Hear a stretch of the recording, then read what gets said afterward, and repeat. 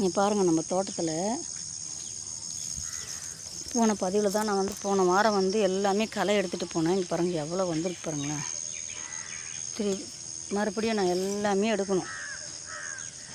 அதில் பாருங்கள், இந்த பதிவில் பூசணிக்காய் குட்டியாக போட்டிருப்பேன் போன வாரம் பதிவில். இங்கே பாருங்கள், இப்போ நல்லா பெருசாகிடுச்சு. ஒரே பூசணிக்காய் தான் வந்திருக்கு பாருங்கள். ரோஜா முட்டை எடுத்துச்சு.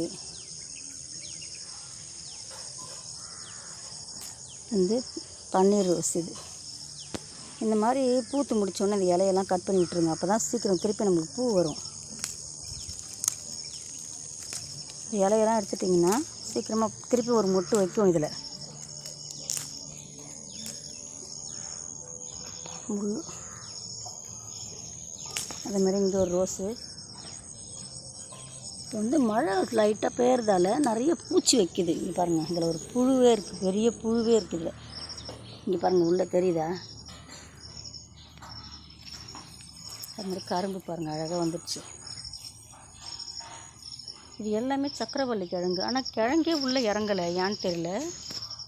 இது எல்லாமே எடுத்து போட்டலாமான்னு பார்க்குறேன். ஃபுல்லாகவே அடைச்சிட்டு இருக்குது தோட்டத்தையே. இந்த பக்கம் ட்ராகன் ஃப்ரூட்ஸு. இது சவுக்கு பாருங்கள். அந்த கிழங்கெல்லாம் உடச்சி இங்கே சைடில் வச்சேன். இந்த சவுக்கெல்லாம் வந்துடுச்சு பாருங்கள். அந்த ஓரத்தில் ஒரு சவுக்கு இருக்குது, இங்கே ஒன்று இருக்குது, அந்த பக்கம் 2 சவுக்கு வச்சுருக்கேன். இதெல்லாம் களை எடுக்கணும் நம்ம. இங்கே பாருங்கள், நம்ம தோட்டத்தில் எவ்வளோ வாடாமல்லி பூத்துருக்குன்னு. இன்றைக்கி கோயிலுக்கு போக போகிறோம், அதை பறிச்சிக்கலாம். இங்கே பாருங்கள், வாடாமல்லி பூ எவ்வளோ இருக்குன்னு பாருங்கள்.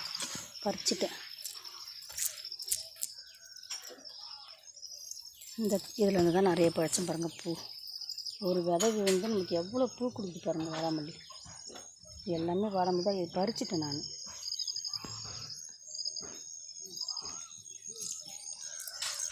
பாருங்கள், இதுலேருந்து பறிச்சிக்கலாம். இன்னும் கொஞ்சம் இருக்குது பூ.